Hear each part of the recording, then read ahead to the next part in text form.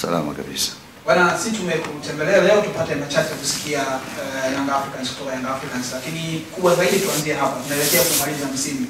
Young Africans kwenye resi za ubingwa, mpo kwenye mashindano ya CRDB Federation Cup, lakini sasa hivi mpo kwenye Muungano Cup. Tutazame zaidi kwenye NBC ambako watu wengi wanakutazama kwa kweli, ushindani umekuwa mkubwa sana.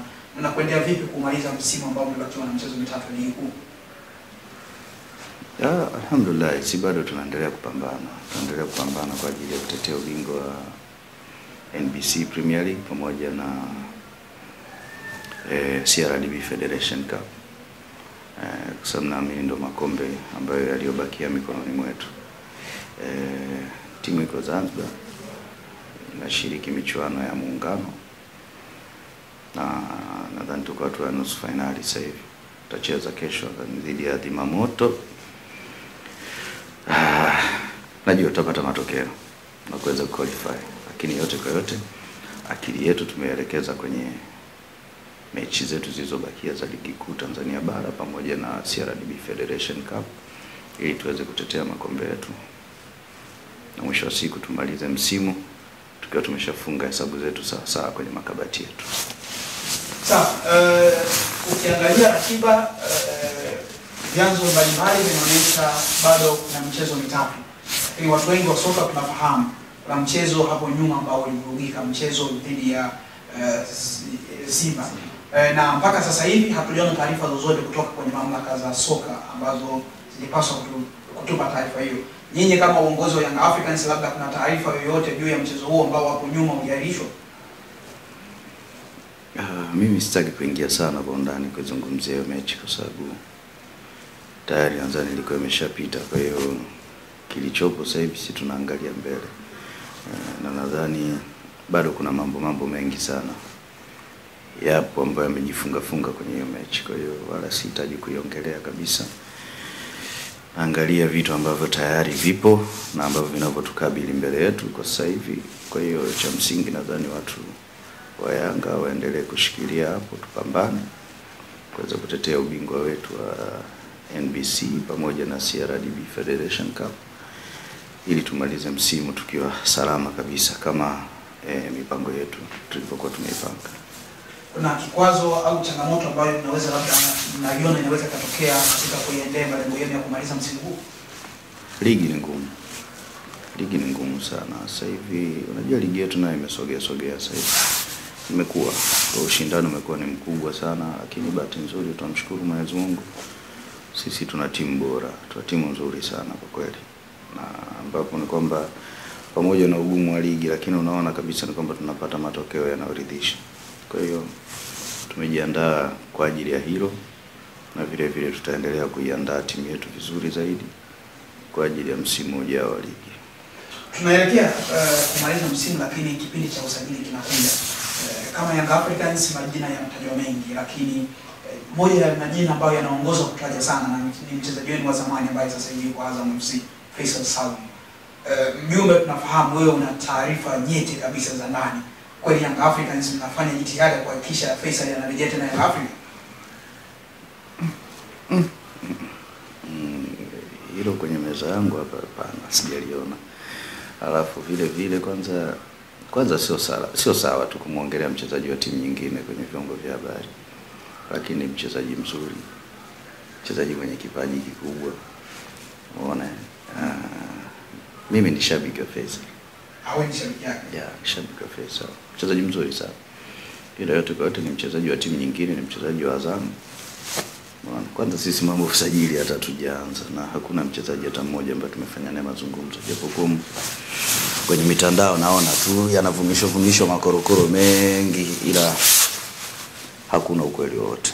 Lakini hii Nyuke, kama umethibitisha wewe ni shabiki wa Faisal, pia wananchi karibia 99.9 ni mashabiki wa Faisal, na wengi wao ni ukiwajaribu kuangalia nafsi zao ni kama wanatamani sana mchezaji huyo acheze Young Africans. Inawezekana hajaanza mazungumzo, hamna leo, lakini kwa sababu wana Yanga wanaona ni mchezaji anayewafaa kuwapeleka kwenye mafanikio, kuna jitihada zote mnaweza mkazifanya sababu Yanga wanaona inawezekana. Mimi nadhani itoshe tu kusema kama watu wanamshabikia kwa mapenzi mema kutokana na kipaji chake anachokionyesha kwenye mpira. Na vile vile hata mimi mwenyewe ni shabiki yake. Itoshe tu kuishia hapo. Hatuwezi kuendelea kumzungumzia mchezaji wa timu nyingine. Mchezaji ambaye ana mkataba na klabu yake na anafanya vizuri kwenye klabu yake.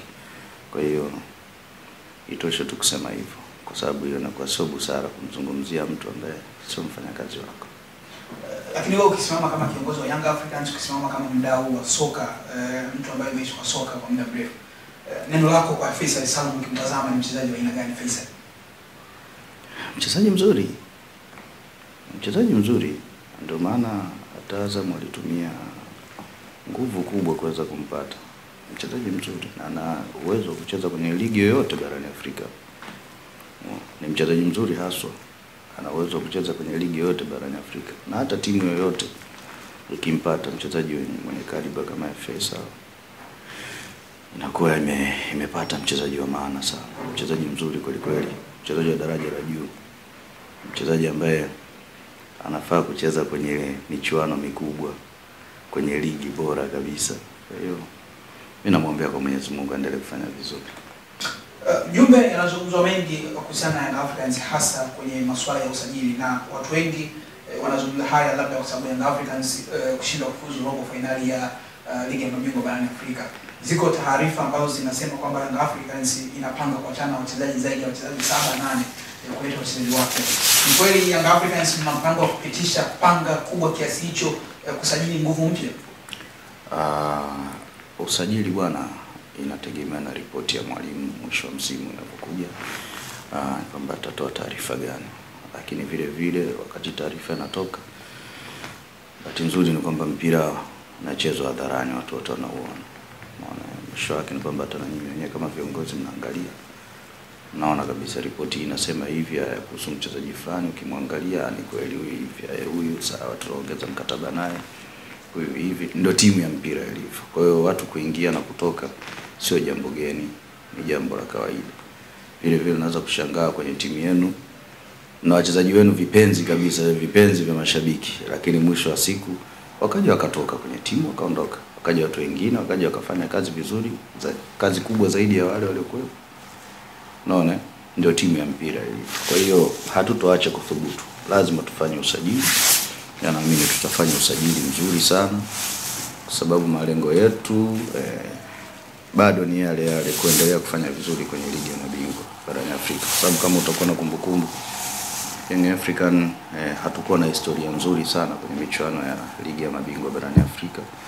Ilikuwa hata uwezo wa kuqualify kuingia makundi ya ligi ya mabingwa kwetu ilikuwa ni shughuli pevu. Lakini tunamshukuru Mwenyezi Mungu, sasa hivi tunaanza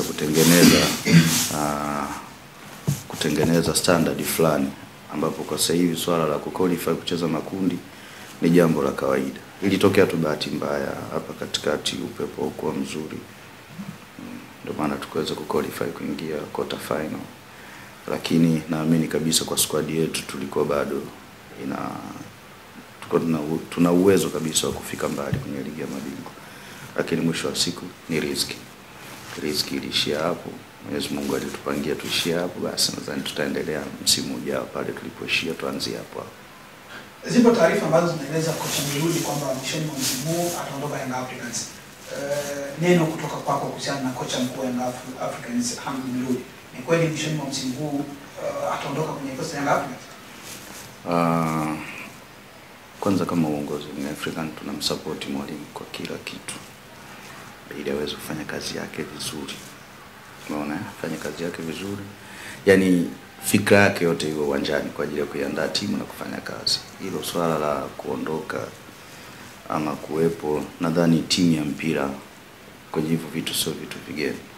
Lakini kilichopo tu ni viongozi tunaendelea kumsupport mwalimu aweze kufanya kazi yake vizuri, na tuifuatilie ripoti yake atakayoitoa, nini mapendekezo yake. Unaona, kwa mimi binafsi bado namuona bado anafaa kuendelea kuifundisha Young Africa, lakini ila uelewe kwamba hii ni timu ya mpira. Kuna watu walikuwepo na wao wamepita, wameondoka. Hata sisi wenyewe viongozi ambao tupo sasa hivi tulichukua kijiti kutoka kwa watu. Unaona, walimaliza muda wao kaondoka, na sisi pia itafikia muda tutamaliza muda wetu tutaondoka.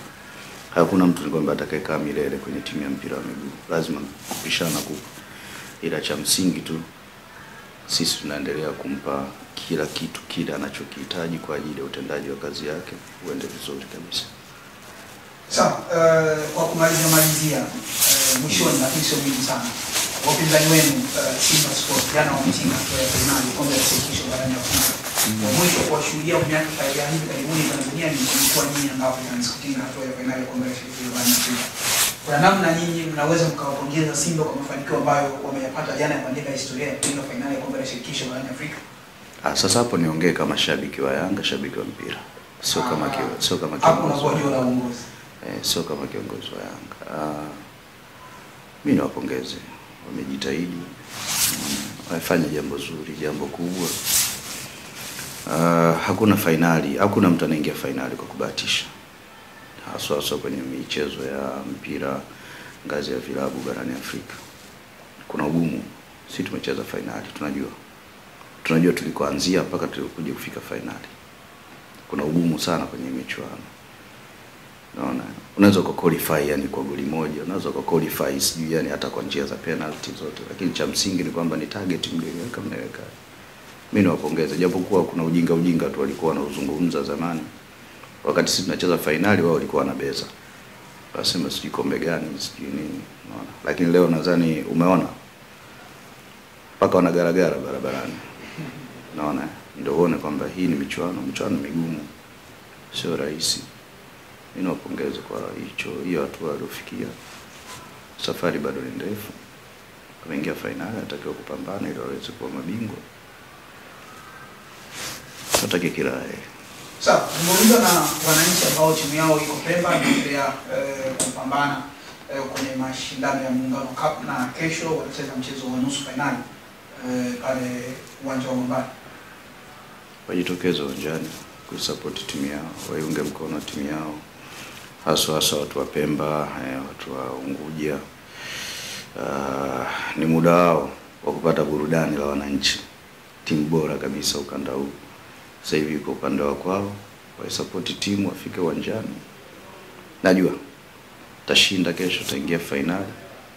Na na hakika tutachukua hicho kikombe kwa sababu kwa sasa hivi hatuna kazi nyingine tulionayo zaidi ya kubeba vikombe vyote ambavyo tunavyopambania hapa mbele. Leo tu hapo kwenye kubeba kikombe. Jana nimesikia mwenyekiti wa Simba anasema anataka kuwahi na wao waone kama wanapata nafasi ya kucheza muungano ili waingie finali. Mnakaribisha kama nyenye na malengo kutoka kombe. Mangungu babangu bwana. Unajua naheshimiana naye sana, tunaongea vizuri, kwa hiyo mimi sina utani naye bwana. Kama yeye ameona hiyo sawa, yeye kimpango wake. Lakini mimi rafiki yangu, mzee wangu, umeona tunazungumza mambo mengi. Na kuna mambo mengi sana ni ambayo tumeshawahi kukaa, tukaongea na tukasaidiana, kwa hiyo sihitaji kurumbana naye kwenye hilo kwa kweli. Ila tu cha msingi nampongeza kama mwenyekiti kuweza kuibeba timu na kuipeleka finali timu yake, basi apambane kwanza huko. Haya mengine huko ni mambo madogo tu. Shukrani. Asante sana.